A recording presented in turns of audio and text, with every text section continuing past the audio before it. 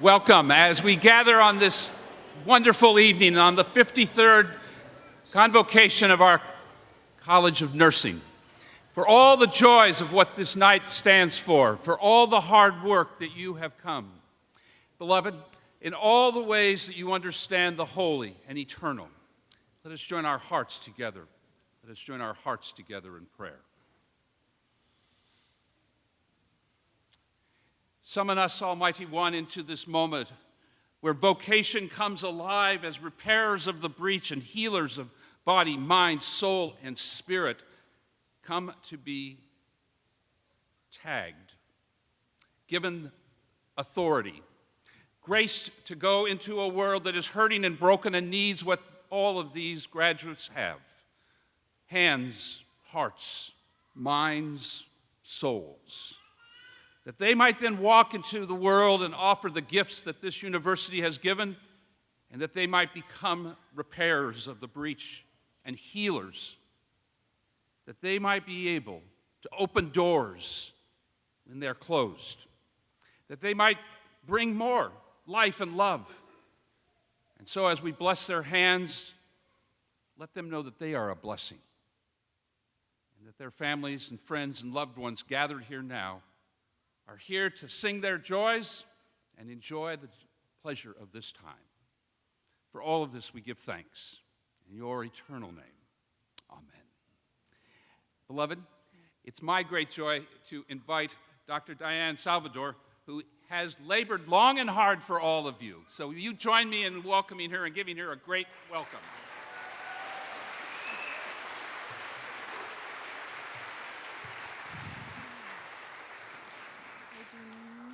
Why he doesn't listen to me and does that.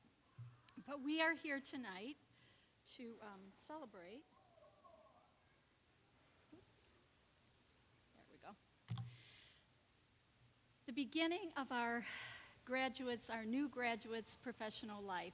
So we want to welcome all of you here tonight as guests, but most importantly, we want to welcome our special guests, the graduating class of 2023.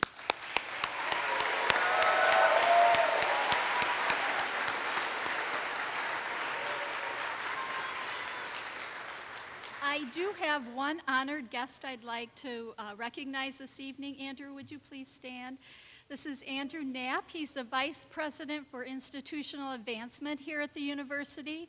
He's responsible for all the good things you see around us and for raising money for a new building we're about to build. So welcome, Andrew.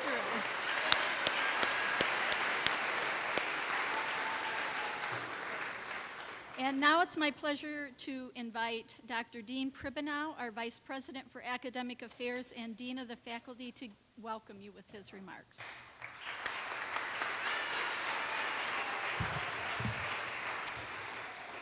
Great, thank you so much, Diane. And on behalf of the entire Elmhurst University community, I offer a warm welcome to tonight's ceremony.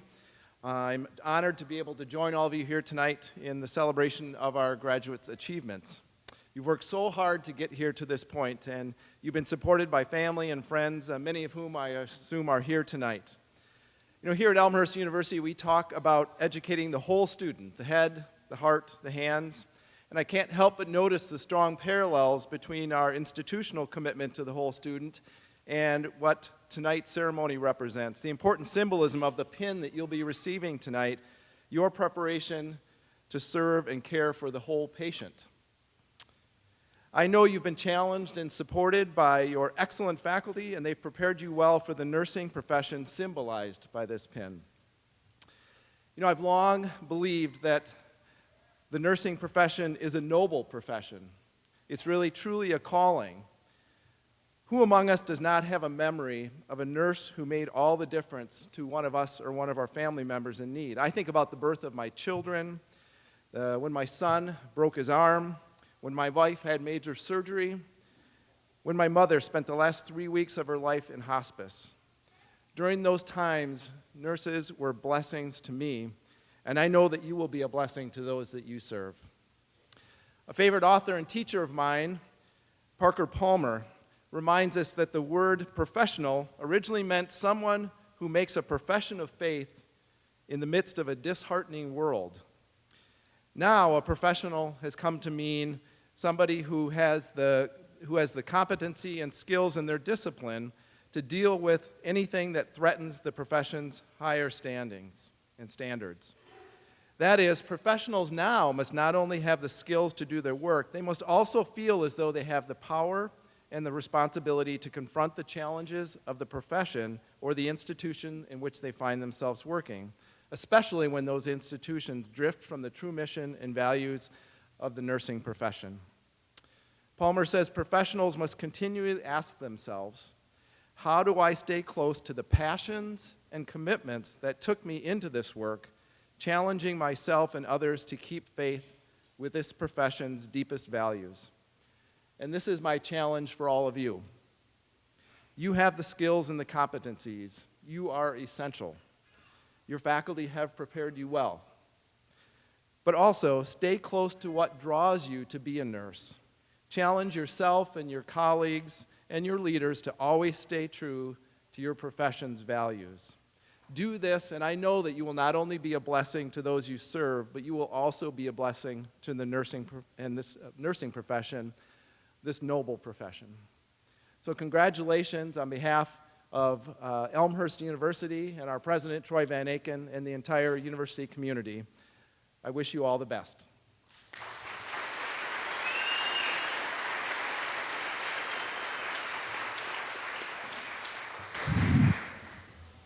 Tonight, as we celebrate a new beginning, we're also acknowledging the significance of the past. Included in tonight's ceremony is a pinning when the nurses will receive their Elmhurst University nursing pin and a recitation of the Nightingale Pledge. Both had their beginnings with Florence Nightingale, and both are symbolic of both welcoming new nurses into the profession and the history. The pin the students will receive tonight is up on the screen, and it has symbols for both the nursing profession and Elmhurst University. The three interlocking components represent the three components of health. That's physical, social, and mental well-being.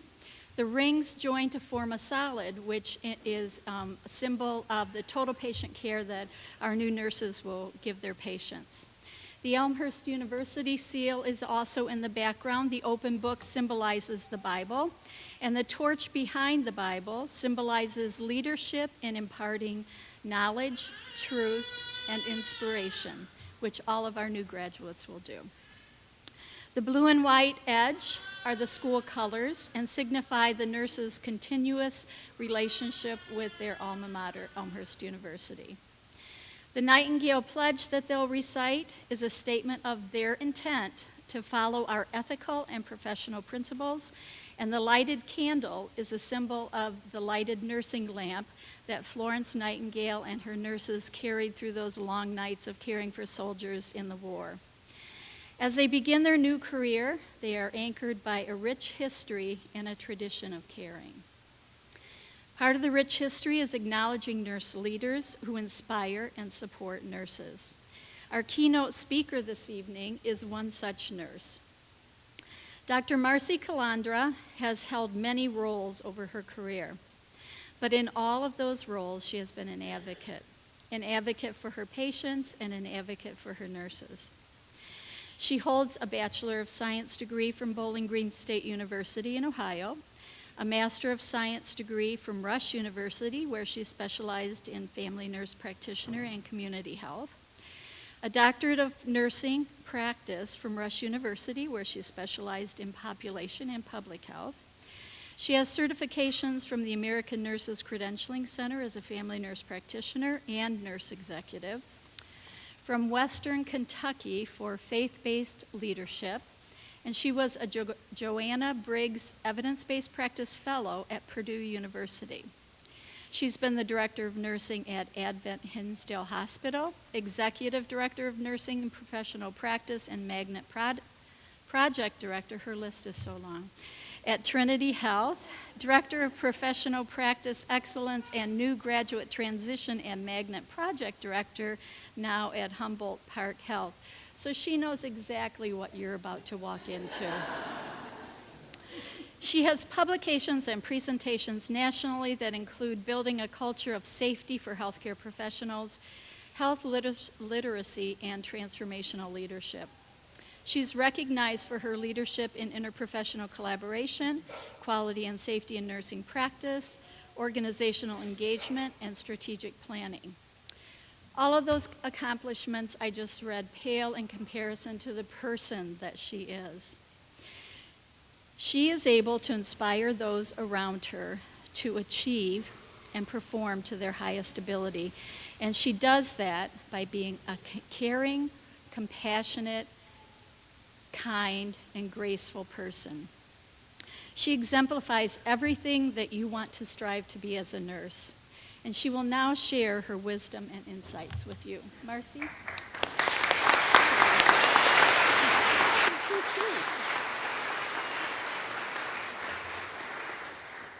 Thank you, Dr. Salvadori. Will you please talk to my children? Right, Lori? What an honor to be here. I really want to move this podium that way because I want to be close to you. Because serendipitously, for the wonderful God I serve, I was thinking, should I wear my robe tonight or should I grab the most important robe that I carry now? And I decided to wear my whites. Because after you take the NCLEX, we're all the same. So I just want to say that it's an honor. I'm just totally humbled that I could be back here and speak to the Elmhurst group. And you'll know in a moment why that's so important to me. And especially at a pinning ceremony, which was originally established way back in the 12th century when particular knights who had taken care of wounded in their war time were taken care of, and when they were rewarded, they got a medallion of a cross. So in 1860, Florence Nightingale, when she graduated her first group of nurses, said, I'm going to take this to the same level that the knights got awarded and knighted. And so she designed a pin that she began to give to all the graduates of her well, actually it wasn't a college, it was the first school of nursing that was established in London, England. And that ceremony has carried on since 1860. I'm in awe I could be a part of it tonight. To this wonderful person who started out in nursing. So I want to talk about nursing, but I want to tell you I'm coming from a very humble spot, in spite of the wonderful introduction I got. I am a daughter, a sister, a wife, a mother of 4 daughters, of which one is a nurse. We hooded each other at our doctoral level. I hooded her and she hooded me, which was pretty outrageous. And I am the mother of these girls who've had 9 grandchildren. And one of those grandchildren came to me today and said, Mima, how long did you go to school? And I counted it on both fingers and I said, well, honey, I went to school for about 11 years. And she said, Mima, I thought you were smart.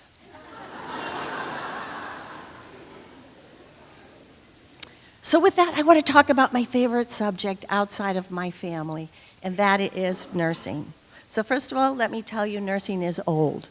Oh, no. I mean seasonal. See, I'm not an old nurse. I'm a seasoned nurse. So let me explain. I have entered this year my 50th year in the practice of nursing.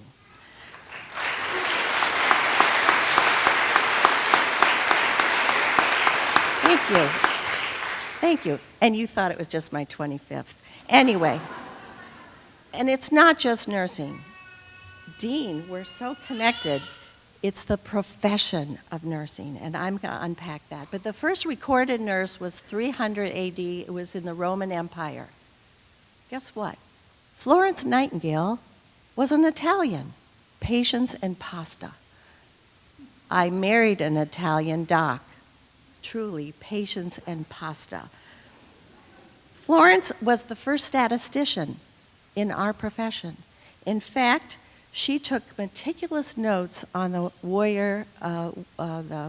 war criminals who had been injured, or the warriors that had been injured in the Crimean War.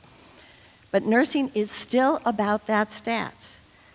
Nursing statistically is the fastest growing profession. We add about 200,000 nurses and nursing jobs each year in our economy. They predict that that's going to go forward until 2026. And by the way, speaking of stats, Florence Nightingale had her birthday last Friday. She would have been 202 years old. Over 50 years of practice. Florence introduced hand hygiene, good air, and aseptic tools to do her care. Guess what? We still use the same tools, all 4.0 million of us. Florence at 40 started the first school in London, as I mentioned, and based it on a new concept called the science of nursing. She named it after a disciple because she was a very godly woman, Thomas. She called the school St. Thomas, the doubter. But I'm standing before you to tell you one thing that I'm very sure of. I don't doubt nursing. And I'm going to be really generic about this. I don't doubt Elmhurst nurses. This school produces one of the greatest group of nurses that I have ever experienced in my 40 years as faculty at Rush and also as adjunct faculty for several other colleges, and as experiencing the work that you do in the hospitals that I so humbly serve. And I stand here to say that Elmhurst teaches like Florence taught, the science of nursing and the profession of nursing. And guess what? Oh, I wish I could walk away from this podium and just throw my arms out to you and say, you have a practice. You know, my husband would leave in the morning to go to his practice. Hey, honey, I'm going to my practice. And I turn around lovingly and say, hey, honey, I'm going to my practice. I'm a nurse with a practice, and I am the CEO of the people of whom I have leadership influence over. I'm going to tell you in a minute how much that means as you are deemed, once you get that NCLEX passed with 100%, once you are deemed at the professional level. So about 60,000 nurses participated in World War II. In Vietnam, 90% of all the military women were nurses, patriots. Nurses were voted the #1 most trusted professionals for 20 years in a row. Happy anniversary, nurses. Nurses walk 4 to 5 miles a day. The average person walks 2 to 3. The most common work injury is a back injury for a nurse, but even if their back is killing them, it is the #1 profession, according to Gallup and Reuters, to get them to retire. I guess I'm an example.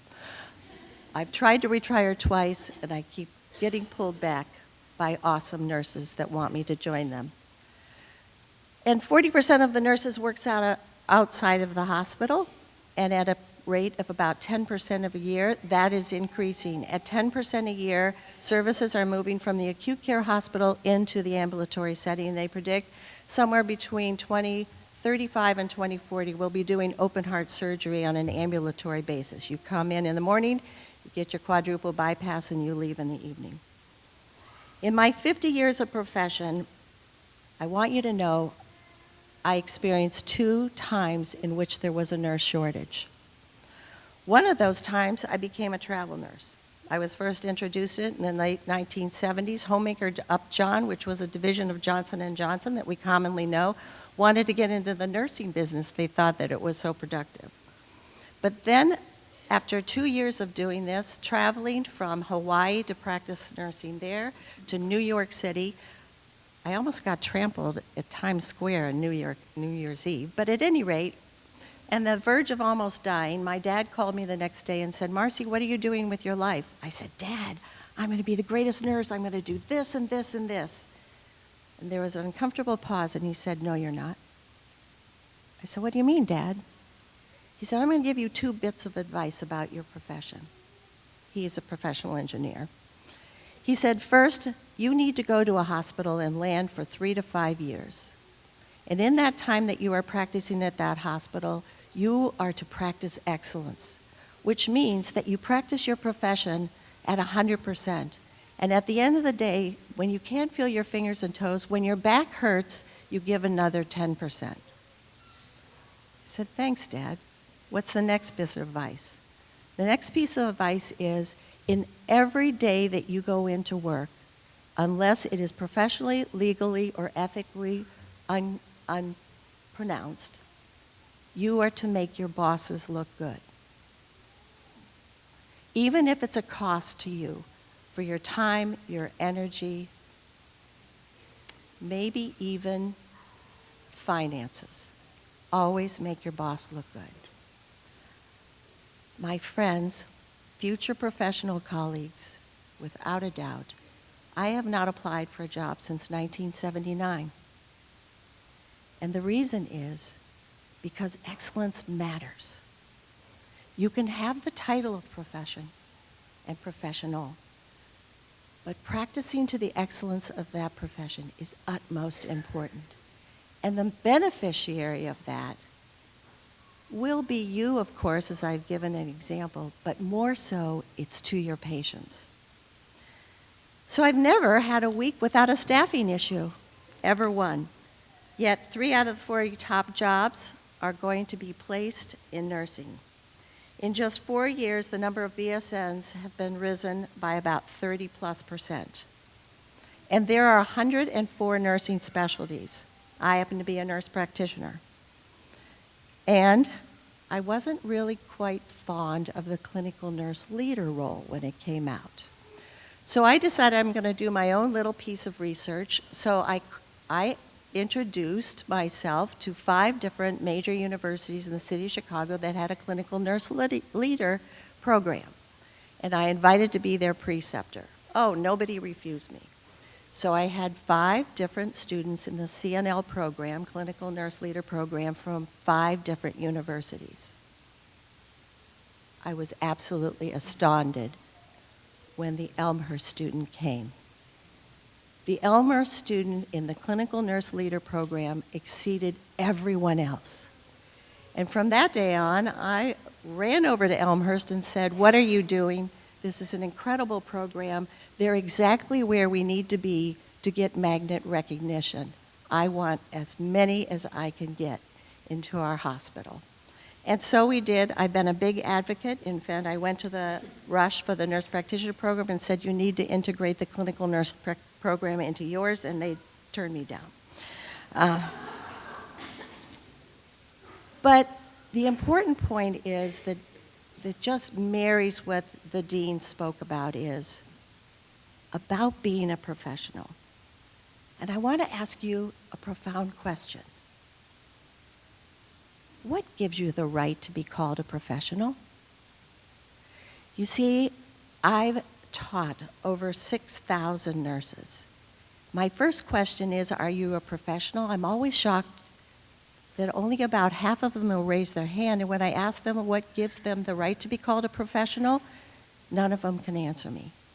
So for on your behalf, and for those that are in the audience who so love you and have been supportive of you, and for the faculty here who are just absolutely awesome, who won't have you crying in their office anymore and who won't be doing your 50-page care plans and reading your papers, I want to tell you why you're called a professional, because you were raised into a very elite group now that stands out among the rest.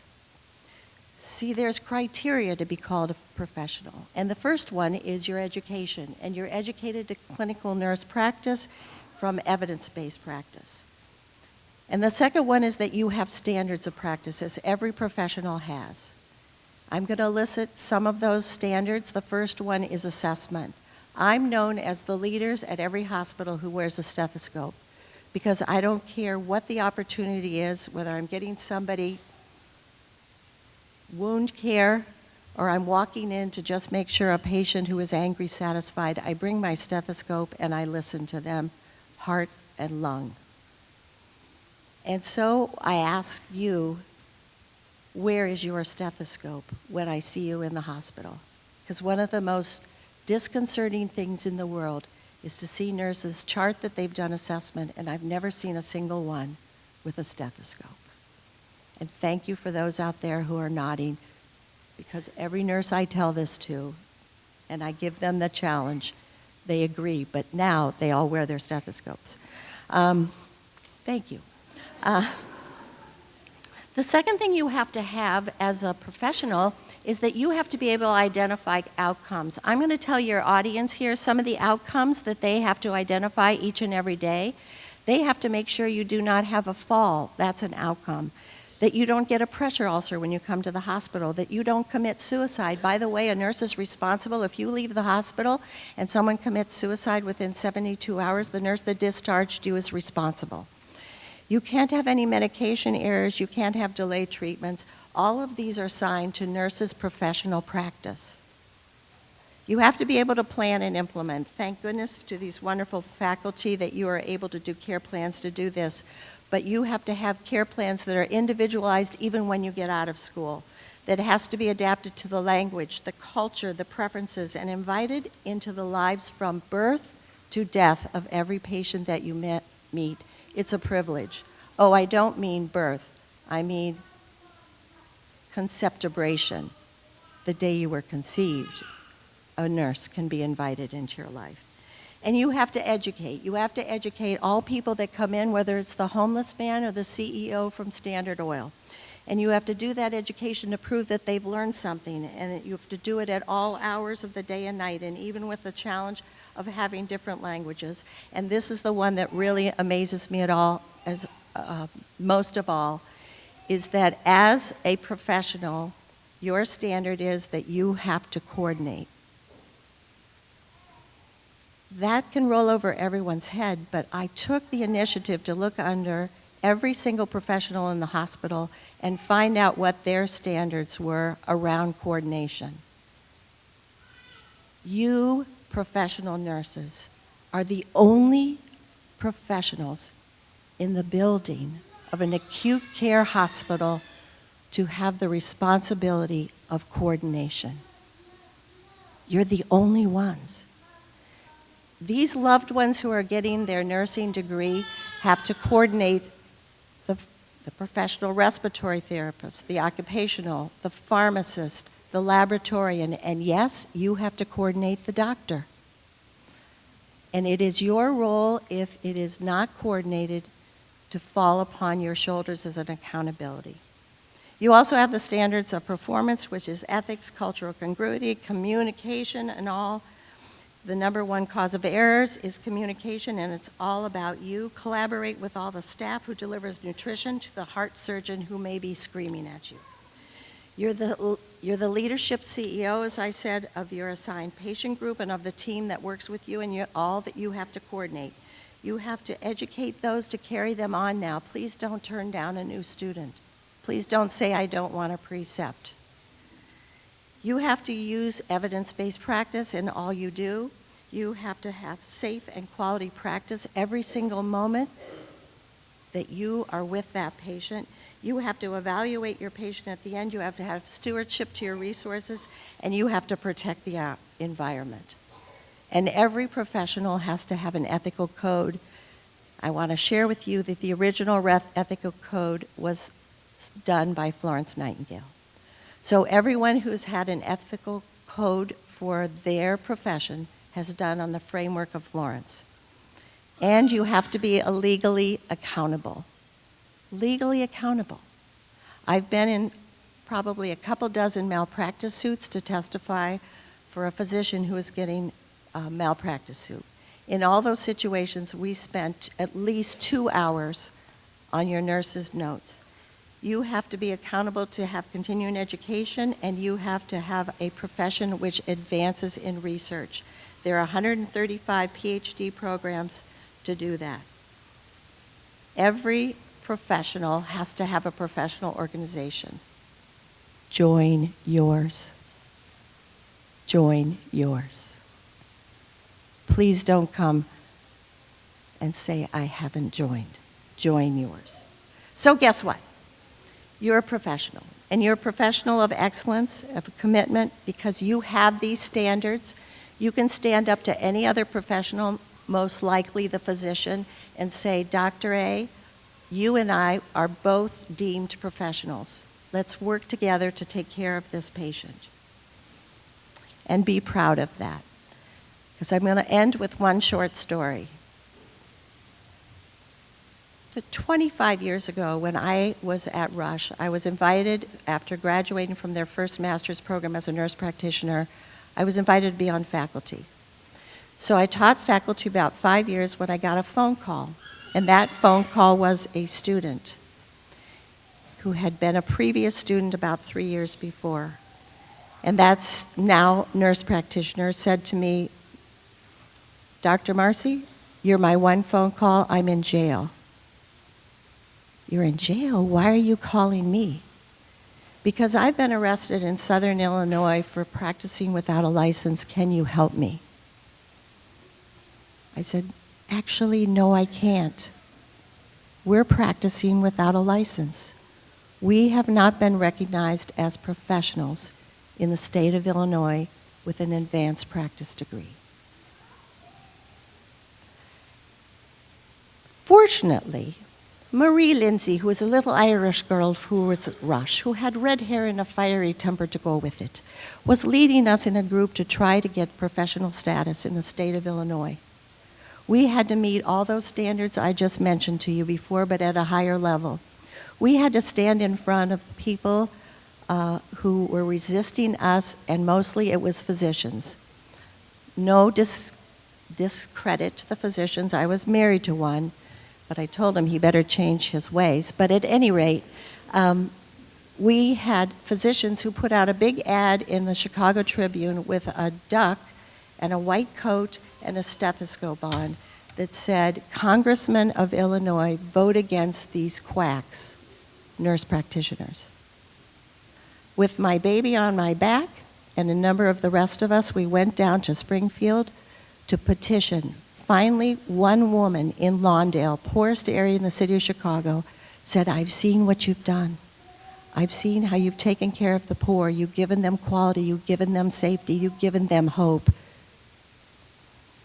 I'm going to stand up to all the forces against this, and I am going to carry forward a bill amendment for you to be recognized as a professional.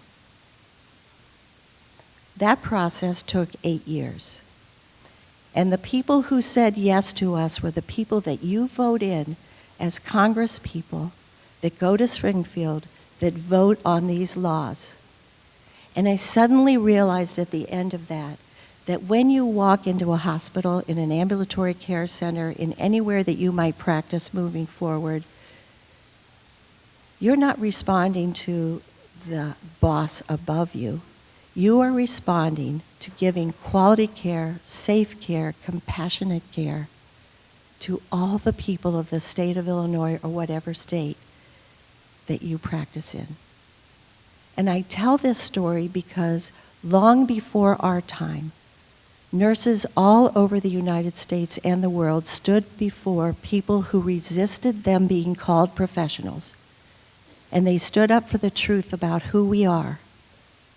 And they made the votes happen that brought us to this legal, ethical, and professional standing, not only here in Illinois, but in the United States and in the entire world. I'm going to close with a quote from Diane, Dr. Diane Salvador. You don't have to be big to be the best. You are graduating from a school that I want to tell you from the core of my bone marrow, you are the best. You went to one of the absolute best schools. The Elmhurst Department of Nursing and Public Health has a vision for excellence. That's their vision statement. It's not just a word. It's the knowledge, skill, and professional attitude that they have embodied in themselves to model it for you. Congratulations, and I mean it with a deep, abiding honor.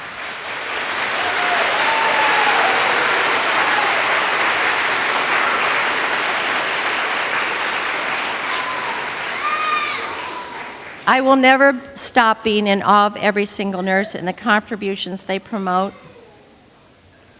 and learn to achieve your excellence. I'm just going to say one last thing. Go get the NCLEX and get a great grade, and I'll see you in 50 years. God bless you.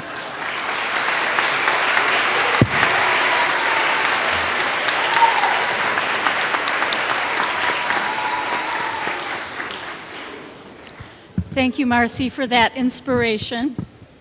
Our tradition is to have a speaker from every class come up and address their students and your guests. So the BSN student that will be addressing the class and you this evening is Sarah Engel. Sarah?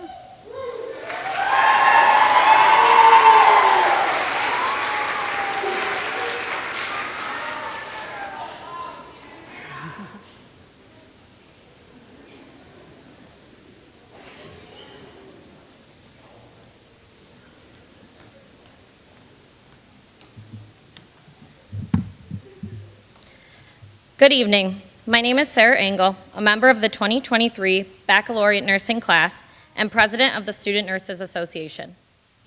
I'd like to welcome you all tonight to the Elmhurst University Department of Nursing's Convocation for the graduating class of 2023. I am honored to speak tonight on behalf of my class and want to thank you all for being here. The support of each and every one of you, family, friends, significant others, and professors means so much to us students, and we wouldn't be standing here today without your support over these past couple of years. Nursing school is not easy. One must be dedicated, strong, passionate, and determined to become a nurse. We've all endured many long days and late nights, from being in class and waking up early for clinical, to doing homework, studying, and preparing for what felt like never-ending tests. We made it work during the midst of a global pandemic, still showing up every day, even if it meant on camera from home or on campus, the hospital, or lab, with temperature checks, a mask, and a face shield, ready to do whatever we needed to be one step closer to achieving our goal of becoming a registered nurse. Even after a rough day at clinical, when we lost a patient for the first time, or when we were going through something tough in our personal lives, we still always showed up. No matter the challenges we faced, we gave it our all. Now, it all pays off. In 2 days, we will walk for graduation and receive our diplomas. Many of us over the past few weeks have talked about how graduation is bittersweet, how nursing school flew by so fast, and how it seems like just yesterday we learned our ABCs from Professor Brennan. For those of you in the audience who don't know, ABCs for nurses means airway, breathing, and circulation. But surely the ABCs you first thought of feel like time's not so far away as well. A favorite memory I believe many of us hold near and dear to our hearts is reading books with our parents when we were kids. One of my favorites was Dr. Seuss, and in one of his books he wrote, "You have brains in your head, you have feet in your shoes, you can steer yourself any direction you choose." Dr. Seuss was right. Standing here today, it really is true. There are so many paths that each of us will take as nurses. We all work at different hospitals, in different cities, with different people. But each one of us will touch the hearts and change the lives of so many people in the years to come. And for that, we should all be very proud. It takes a special person to be a nurse. Nursing school has also brought most of us some of our best friends. Friends who will be there 20 years from now to call after a rough day at work. Friends who will stand up in our weddings. Friends who some of the best memories of our lives will continue to be made with. I don't know how I would have done it without my best friends here, and for them, I am also so grateful. They have changed my life just as they will go on to change so many others. Although our journey as students has come to an end, the friendships and memories made over these past couple of years are unforgettable. Thank you all for being a part of that journey. Congratulations, we did it. Thank you.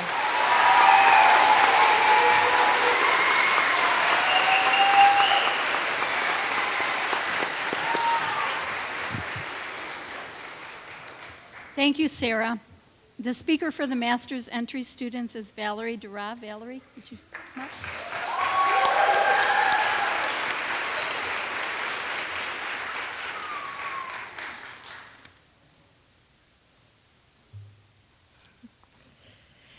My name is Val Dara, and I must thank everyone who has made the success of these graduates before me possible. To my fellow students, thank you so much for your ambitious but fiercely supportive pursuit of academic excellence.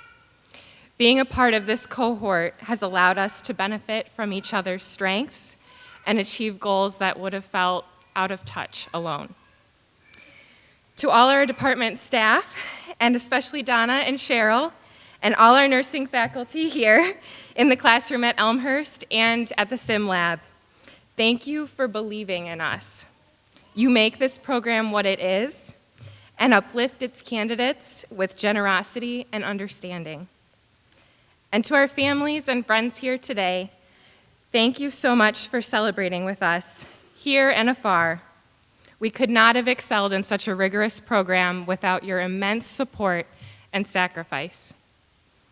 Congratulations to the MENP 2023 cohort. Together, we've learned a set of skills and committed ourselves to a code of ethics that will serve as the founding formation of our future careers as nurses. We've already demonstrated stewardship of the nursing profession. Members of our cohort produced a poster that was chosen for the AACN 2023 Clinical Nurse Leader Summit. Representatives from our cohort volunteered with a local nonprofit, Sarah's Inn, to provide blood pressure screenings for clients affected by interpersonal violence. And a group from our cohort provided free nursing care in Tennessee with remote area medical. Recently, several members were inducted into the Nursing Honor Society, Sigma Theta Tau, and we all sat for the Clinical Nurse Leader, or CNL exam, an advanced nursing role purposefully created in response to a fragmented and ever-evolving healthcare system. After graduation, members of our cohort will serve their communities in confirmed roles in intensive care units at Lutheran General, Northwestern, LaGrange, Alexian Brothers, and St. Alexis, pediatrics at Lurie Children's, labor and delivery at Highland Park and Hinsdale Hospitals, medical surgical at Lutheran General, psychiatric nursing at Linden Oaks, neuro at Central DuPage Hospital, and many, many more amazing opportunities that have yet to be known. I'd like to share a few quick thoughts about what it means to be a nurse. Jean Watson, an American nurse theorist, says that nurses are a unique kind. They have an insatiable need to care for others, which is both their greatest strength and fatal flaw. This quote touches on two very important points for us as new nurses. One, the oath we pledge as nurses to always work towards the alleviation of human suffering. And two, the underlying need to care for ourselves to maintain our own resiliency. With Watson's words in mind, I ask the graduates here tonight to spend some time reflecting on what they need to do for themselves before they dive into their nursing careers. What self-care practice did you put off during nursing school? Perhaps you spent less time with loved ones, or maybe you gave up reading for pleasure. Perhaps in my case, a goal to visit all 48 of Wisconsin's state parks was put on hold. Elmhurst prepared our minds. My hope for you all is that you take a moment to return to a practice that prepares your soul. Faculty, take a moment for yourselves too. You all deserve it. The second thought about what it means to be a nurse comes from the American Nurses Association website, which defines our code of ethics as nurses and states that 21st century nursing is the glue that holds a patient's health journey together. My fellow students may remember an assignment we completed titled A Day in the Life of a Patient. This assignment required us to consider a patient's perspective for an entire day, ideally as they traveled across care settings. We were encouraged to reflect not on what the nurses did, but on how they made their patients feel. Nurses care for their patients from the beginning of a healthcare encounter when they may be scared, in pain, or uncertain, to the end, whether they are discharged home, transferred to another level of care, or provided end-of-life comfort. In my recent experience as a patient and NICU mom, I considered firsthand how nurses can hold a healthcare journey full of high-intensity emotions, questions, and complications together by acting as advocates, coaches, and educators.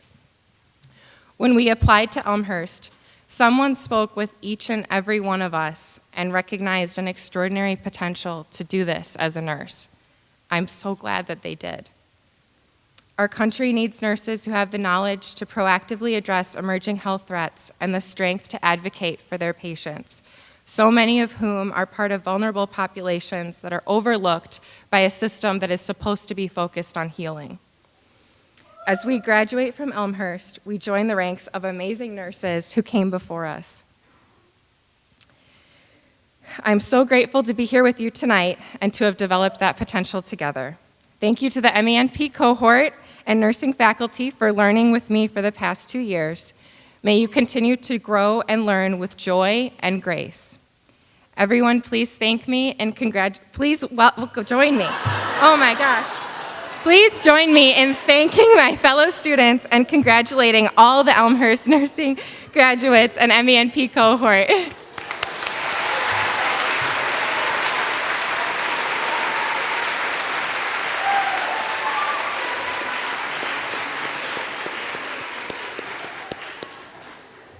And we do thank you, Valerie. The student for our online programs is Molly Beckel. Molly, would you please come to the stage?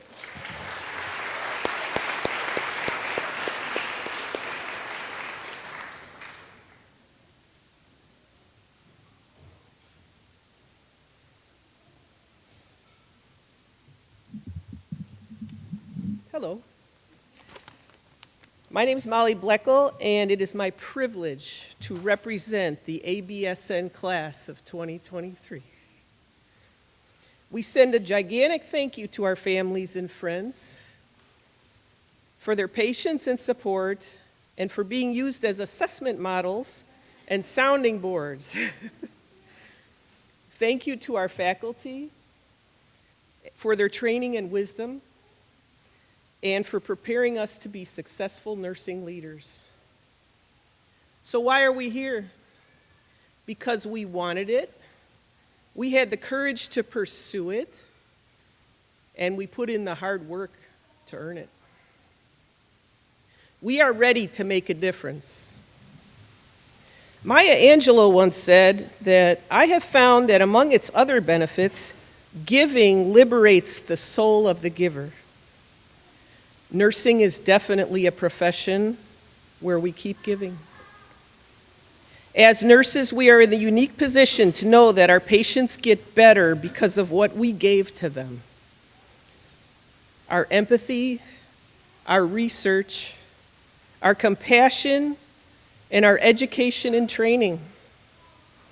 We will experience the magic connection with the patient when they understand their condition and they understand how to get better, or when their pain and fear dissipate. No matter what specialty you pursue, you will be the ones who make the difference in your patient's life by providing comfort, knowledge, and training.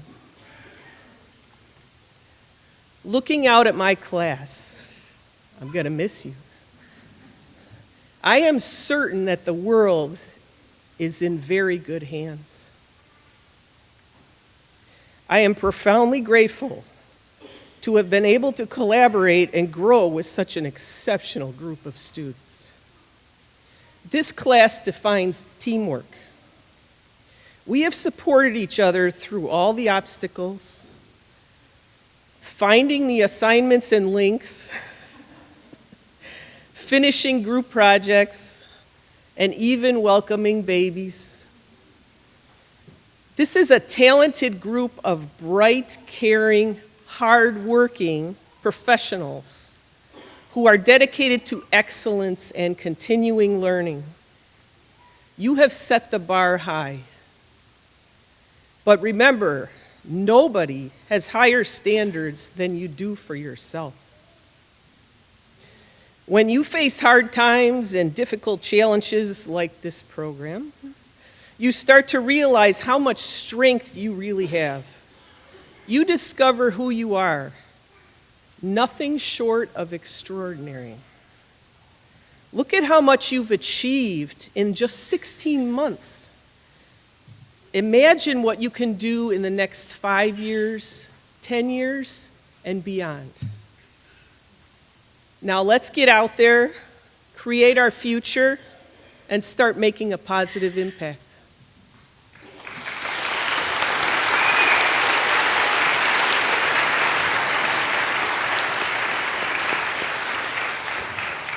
Thank you, Molly. Every year, graduating students choose faculty to receive awards. The awards to be presented tonight are the Golden Apple Award and the Daisy Faculty Award.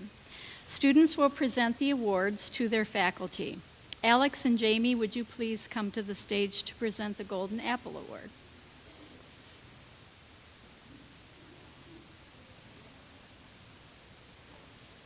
Alex and Jasmine? Oh, did I say the wrong name? Alex and Jasmine, would you please come forward?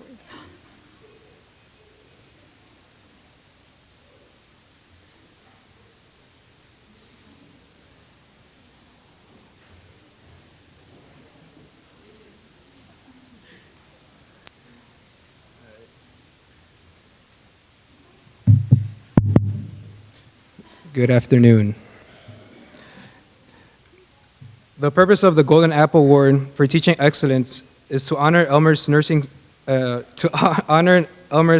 faculty member outside the Department of Nursing and Public Health, who skillfully disseminates knowledge, engages students in the pursuit of knowledge, teaches with passion, and inspires students to reach their full potential. Throughout their teaching, this faculty has a positive impact on nursing students and the profession of nursing.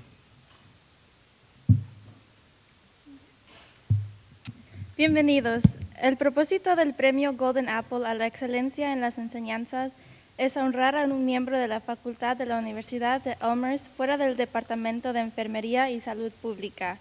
Un miembro que difunda hábilmente el conocimiento, involucre a los estudiantes en la búsqueda del conocimiento, enseñe con pasión e inspire a los estudiantes a alcanzar su máximo potencial. A través de su enseñanza, esta facultad tiene un impacto positivo en los estudiantes de enfermería y en la profesión de enfermería. And this year's award is presented to, y este año este premio se va a presentar a Professor Glenn Lidd. El profesor Glenn Lidd.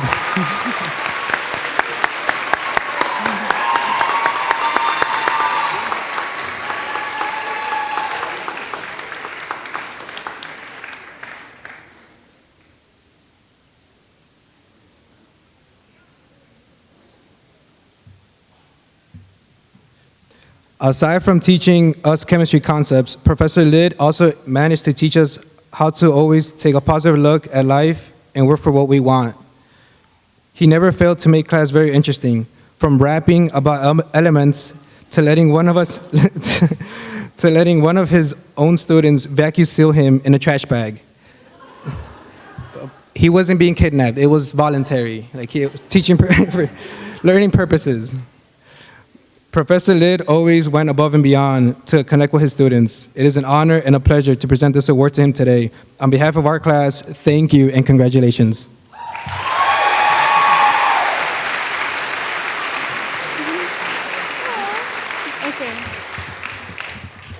Además de enseñarnos conceptos de química, el profesor Lidd también logró enseñarnos cómo mirar siempre positivamente la vida y trabajar por lo que queremos.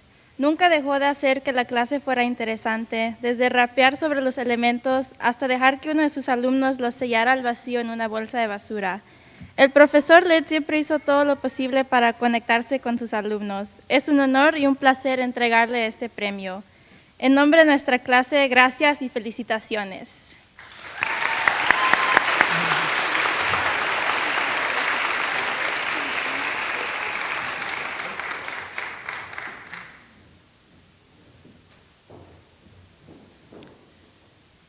The next award is the Daisy Faculty Award. Let me see if I can get this one right.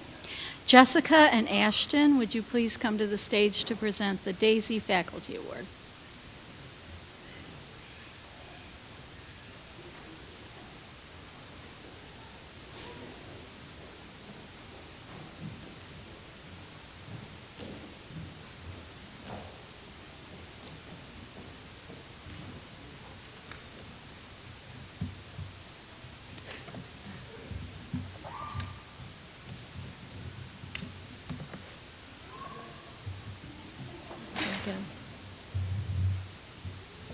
The Daisy Foundation was established in 1999 by the parents of Patrick Barnes, who died at the young age of 33 of an incurable blood disease.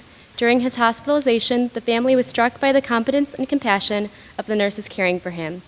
This Faculty Daisy Award is given to the nursing faculty that has inspired student nurses to learn, grow, and be the nurse that provides the kind of care that changes lives. This year's award is presented to Professor Kristen Shudo. Come on.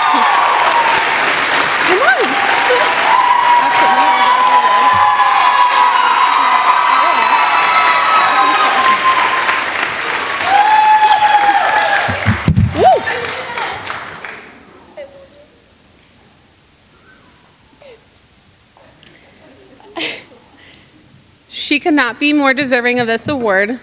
When times were tough, she would be there with words of encouragement. Okay, I got this.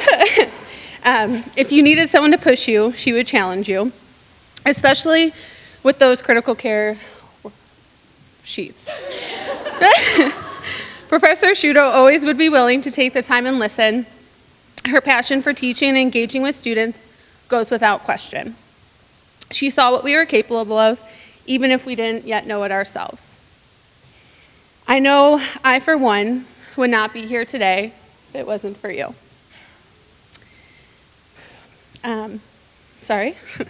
From all the students here today, we thank you for your mentorship and guidance. It has been an incredible honor to have learned from you over the past 2 years. Thank you.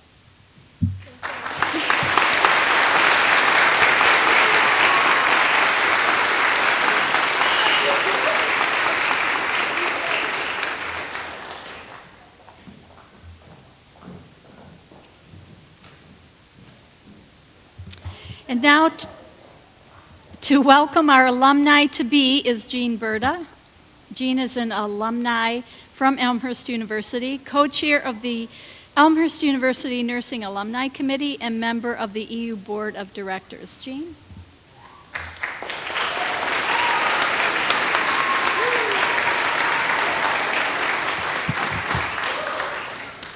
I want to welcome everybody here and just say that it's wonderful to see that everybody in this chapel is here to support our nursing students and graduates, which is really a wonderful thing. And we're so happy that everybody can be here.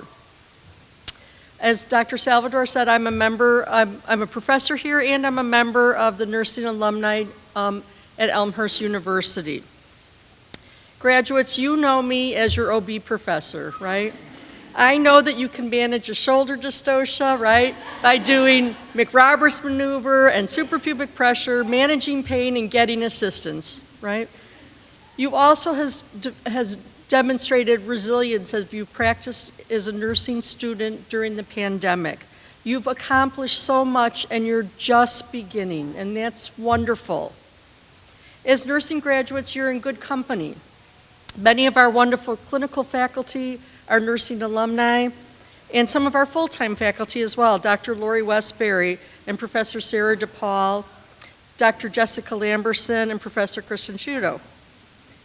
You've all had many in-person and online classes, simulation, and clinical experiences at Elmhurst University. You've prepared yourself to begin in the practice of nursing. And now as a graduate and a nursing alumni, you will be going forward and representing the nursing profession and Elmhurst University. You've worked hard for this distinguished accolade and you are finally here. Elmhurst University is a close group of alumni. You have all gotten to know your peers and your faculty well. Your faculty have shared many stories about their career with you, and when you begin practicing, you will have your own experiences and you will treasure and you will learn from them. But you'll never forget your experiences here in Memorial Hall and online during your nursing education at Elmhurst. You will carry all that with you. But your experience at Elmhurst University does not stop with graduation. We want to know how you're doing, where your career takes you, and we want you to come back. You will hear from us through annual nursing alumni letters and Facebook and through emails and phone calls. Many of you will maintain lifelong friendships that started here at Elmhurst, as well as professional relationships that have started here. Our hope is that you keep in touch with us. You are part of nursing at Elmhurst University. You are already invited back for homecoming, which is September 23rd, so we hope to see you there, sharing the fun of the nursing alumni reunion. Your faculty will be there and will be excited to hear about where your path has started. You will be asked to give back to Elmhurst. In the future, you might be asked to speak to nursing students or mentor a nursing student or donate financially to our students or our new building. As you progress in your career, you may be a staff nurse who works with our nursing students, or you may precept an Elmhurst University nursing student or a graduate. You may come back for a master's or a DMP. You might work with Elmhurst University nursing alumni or possibly teach Elmhurst University nursing students in the clinical setting. We Elmhurst University nursing graduates are many in number. We will cross paths. We want you to come back to see us and share with us your career and your life. We want you to come back and spend time with us having fun, okay, and enjoying various activities on campus. We hope you participate in some of the activities that are here for you and as nursing alumni. And again, I hope that starts with homecoming this fall. You've lived and you've learned, and you will launch from the Department of Nursing at Elmhurst University. You share that with the person sitting with you now. Come back, keep in touch, know that we will reach out to you. You are part of a very special group. You are an Elmhurst University nursing alumni.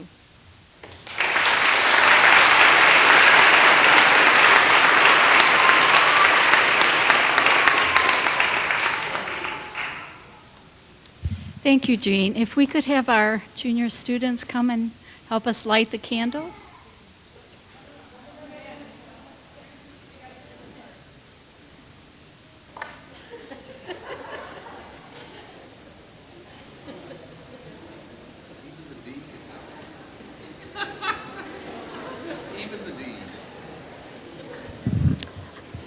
Okay, students, would this be considered a TIA or a stroke? Dementia? Let's do an assessment here. What do you think? Honestly, oh my goodness. Okay, let's start again. I'm not going to be embarrassed because it doesn't do any good. Finally, what you have all waited for, not the nursing candle, but we would like to introduce you now to our graduates. Our seniors who will be receiving their student pins. I'd first like to introduce the master's entry in nursing candidates, so if you'd like to rise and come to the stage. Our master's students will be announced by Dr. Lori Westbury, and they will be pinned by Professor Laura Meinerich. It's just going downhill. After receiving their pin, they will receive a blessing of the hands by Reverend Matheny, and they will receive a rose from the Nursing Alumni Association.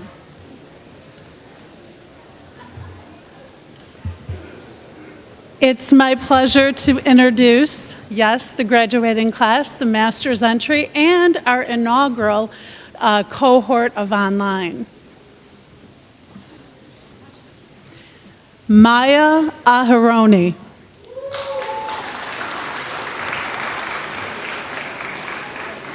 Katie Bristol. Brendan Daly. Valerie Dara.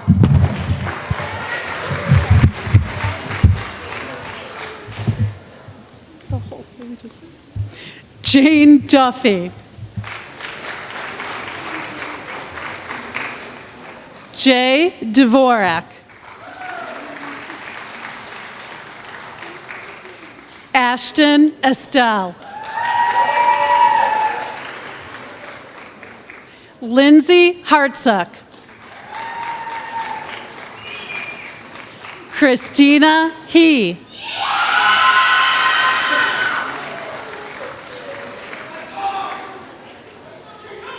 Hannah Hurst. Isla Husick.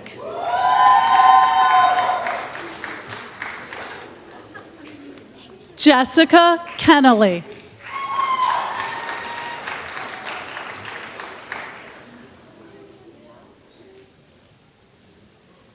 John Lalonde.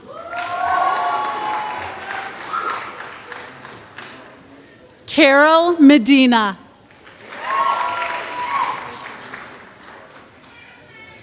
Carlene Mizak. Hannah Peabody. Mariana Sanchez. Kathleen Severino. Madeline Short. Maya Skorupski. Jenny Smith Pariola.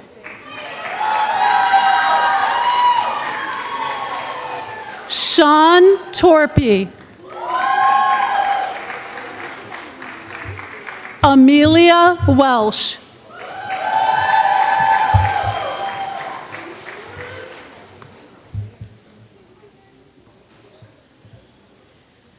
Janet Achoka. Jessica Anderson.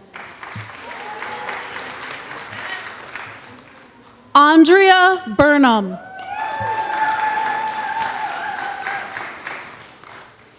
Danielle Corliss. Mia Fiore. Courtney Fisher.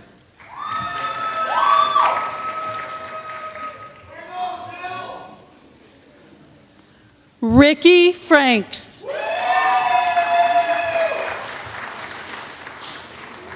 Kristen Jessup. Elizabeth Jetton. Stephanie Kinzer.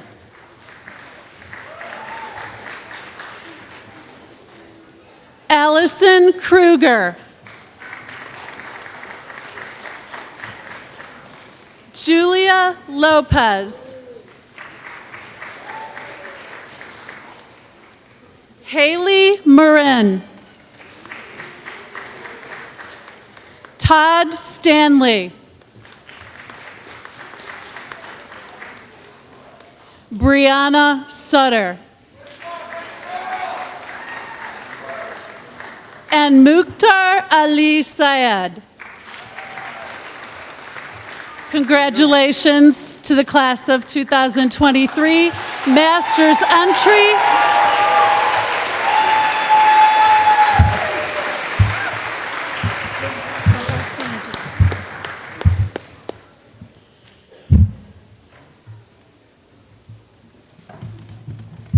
That's good. Thank you. Our platform just broke up here, but Dr. Westbury fixed it. I have the pleasure of announcing the ABSN and the BSN graduates. So congratulations to all of you. It's such a proud moment of mine to be able to announce your names.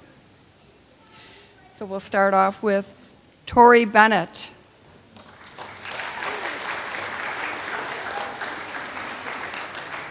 Molly Bleckel. Benjamin Bolt.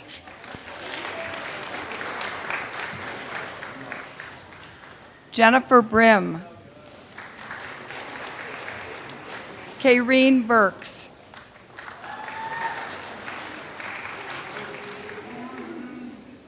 Joanna Chavez. Samantha Cruz.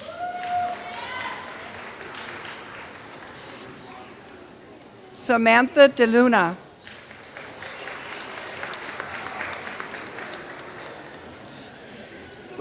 Ugochukwu Egolam.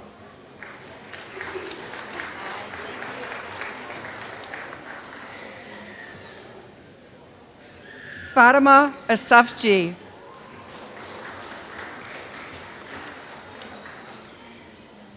Joseph Fiedler. Abigail Huff. Kristen Hutchins.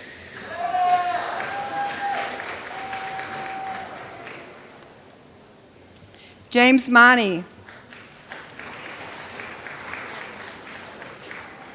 David McCarty. Afayi Anzagu, let me try that again. Afayi Anzagbuna.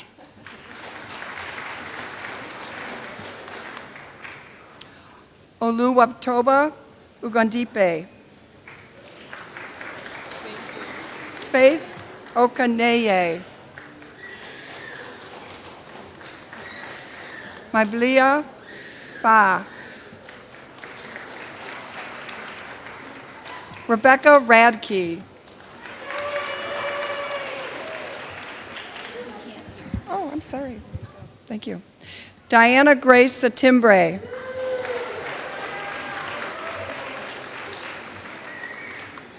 Taylor Shanders.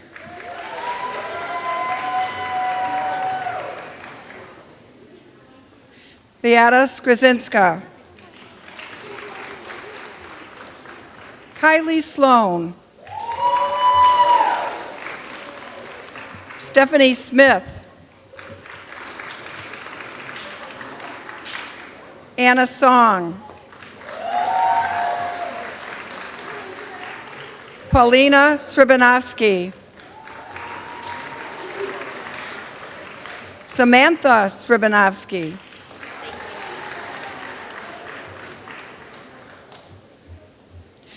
Dennis Arieza.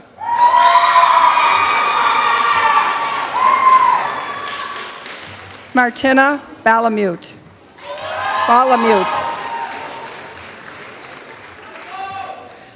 Clavon Beddenfield.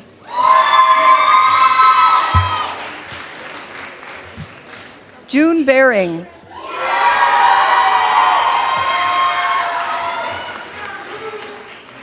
Kaylee Michelle Burke.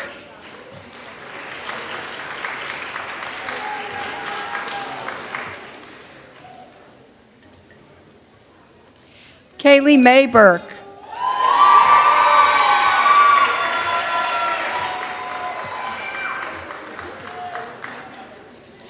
Noemi Castaneda.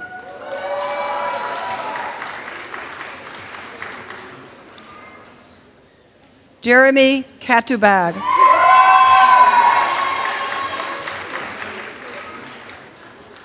Jennifer Cook.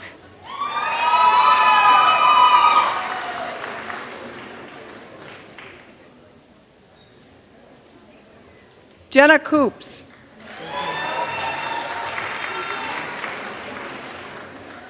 Yaxiri de los Santos.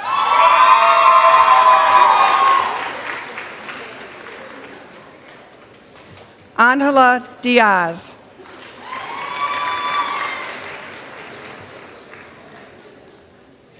Melanie Diaz.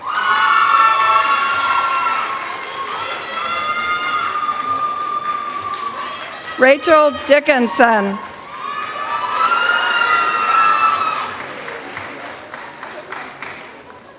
Sarah Engel.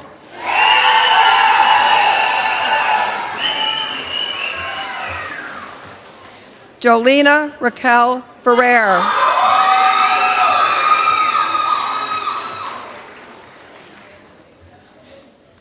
Reseda Gandara.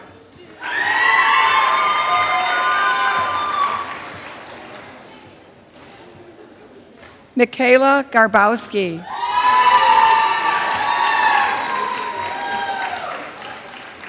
Savannah Giordano.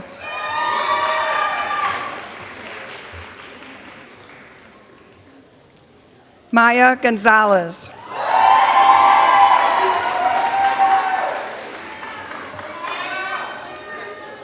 Lily Griffinstein.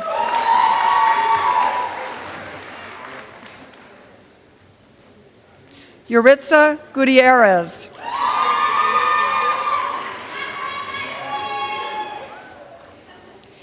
Nicole Jimenez.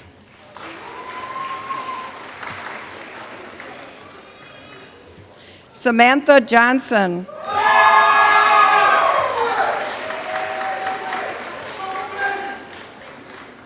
Natalie Kaskawa.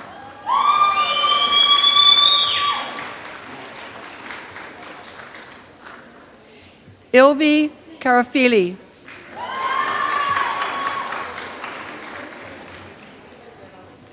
Anna Kovats.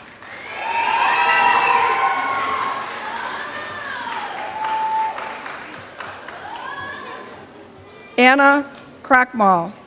I'm sorry, Rebecca Crackmall.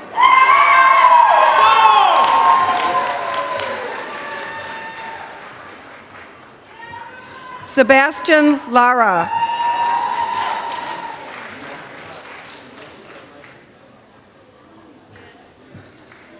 Lauren Laughlin.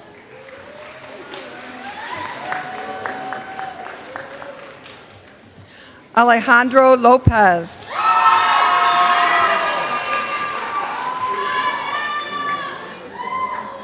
Marina Malku.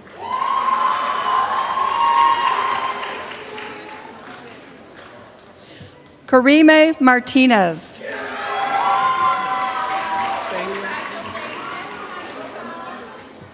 Chia Marie Nine.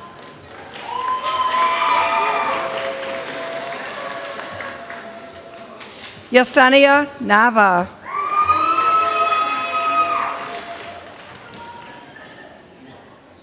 Calliope Nikokavaris.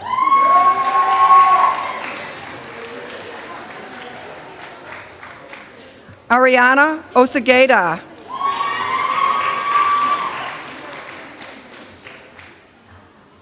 Lily Asko.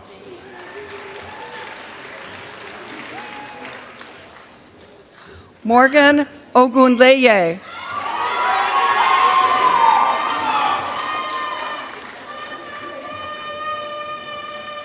Jenna Polistrini.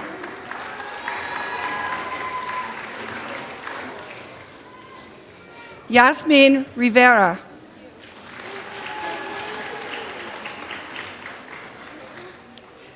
Jessica Rodriguez.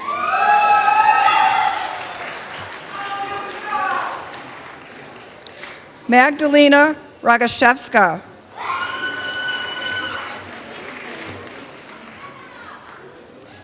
Jada Rush.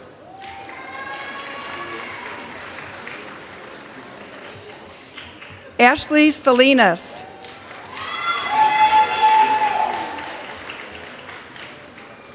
Michelle Sandoval.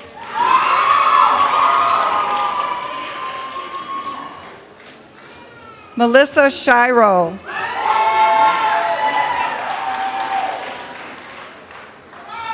Tegan Sloan.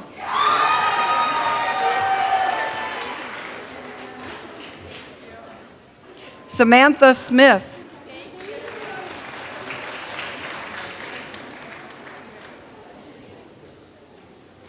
Jessica Soto.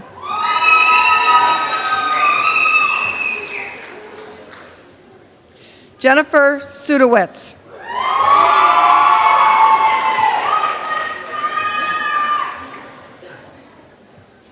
Yelena Vasilich.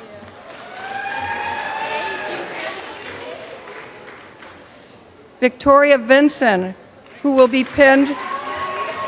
She will be pinned by her mother, a graduate of our program, Elizabeth Todd.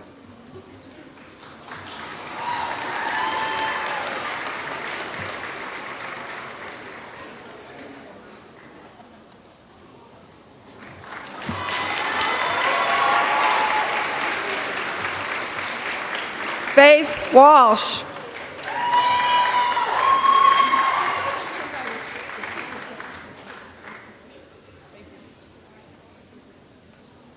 Jasmine Walton.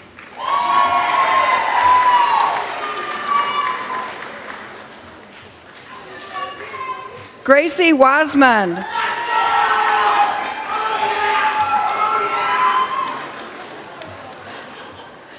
And Courtney Zagato.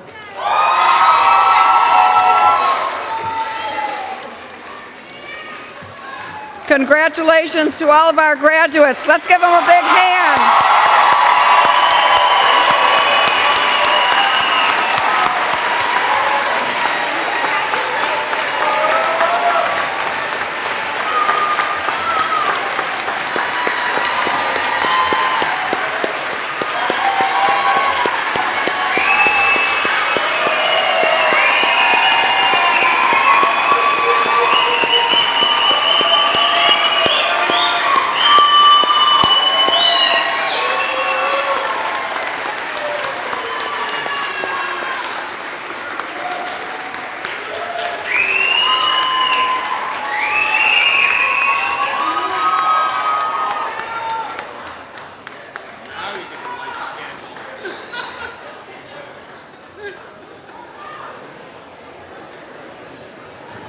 Okay, now would our junior students come up and help us light the candles?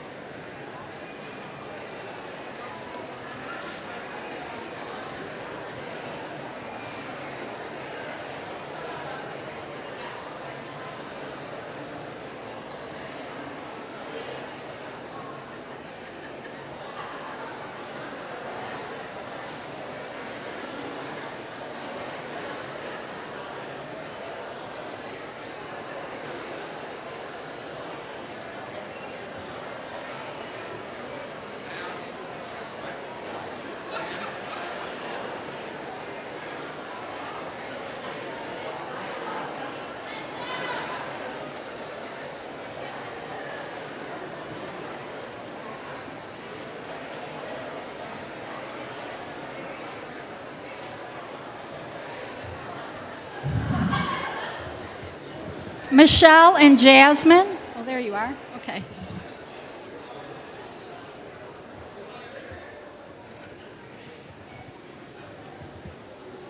We'll wait until all the candles are lit.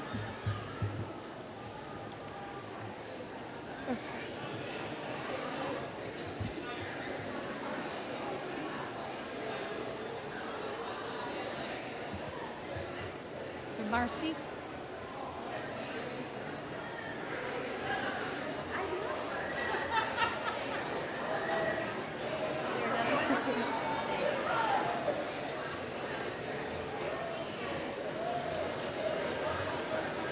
Okay, it looks like we are all lit. So, at this time, I would ask all of the graduates to stand. Any nurses in the audience, please stand. And we will follow Jasmine and Michelle as they recite the Nightingale Nursing Pledge. Okay. Hello. So I'm going to go ahead and state the spirit of the Nightingale Pledge. So if everyone wants to speak with me while I speak. I solemnly pledge in the presence of this assembly to live my life with integrity and to practice my profession faithfully. I will uphold the ethical, scientific, and legal standards of my profession and devote myself to the welfare of those committed to my care. I will collaborate with patients, families, and healthcare providers to conserve life, alleviate suffering, and promote health. I will refrain from any action which might be harmful to the quality of life or health for whom I care. I will respect at all times the dignity and beliefs of patients, families, and communities under my care, and hold in professional confidence all the personal information entrusted to me. I will endeavor to keep my professional knowledge and skills at the highest level and give my support and cooperation to all members of the healthcare team. With full knowledge of my qualifications and responsibilities, I will do my utmost to support the potential of my profession and to uphold and advance its standards. Now we'll have the Nightingale Pledge in Spanish. So, no sería justo si no dijéramos este juramento en español. Hoy, por primera vez en el programa de enfermería, tuve el honor de traducir esta promesa en español. Para todos los padres que llegaron sin nada y nos dieron todos, muchísimas gracias. Este logro también es para ustedes. El espíritu de la promesa del Ruiseñor. Prometo solemnemente, en presencia de esta asamblea, vivir mi vida con integridad y ejercer fielmente mi profesión. Defenderé los estándares éticos, científicos y legales de mi profesión y me dedicaré al bienestar de aquellos comprometidos bajo mi cuidado. Colaboraré con los pacientes, las familias y los proveedores de atención médica para conservar la vida, aliviar el sufrimiento y promover la salud. Me abstendré de cualquier acción que pueda ser perjudicial para la calidad de vida a la salud de quien yo cuide.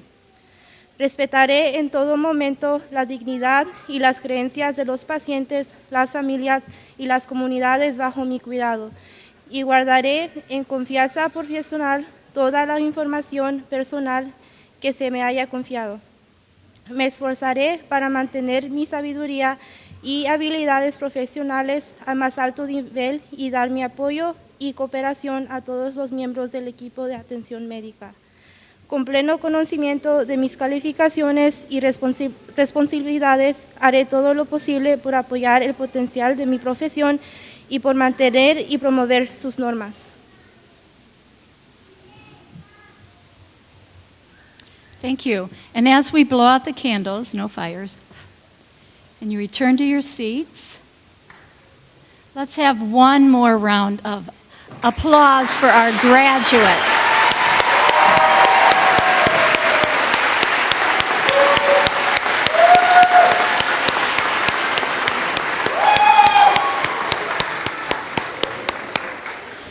This is the end of our ceremony. A special thanks, Donna and Cheryl, I don't know where you are. Can you raise your hand if you're in the sea somewhere? A special thanks to Donna and Cheryl. We could not have put this on tonight without them.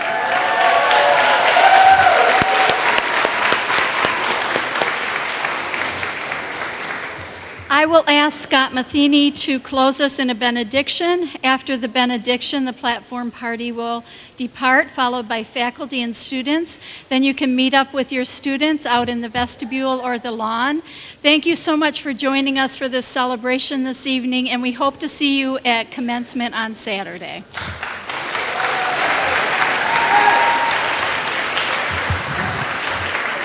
So, class of 2023, are you ready? Come on, stand up. All of you, the masters, the undergraduates, stand up and turn around and look and wave at these amazing people that are here to support you and care for you and are cheering you on.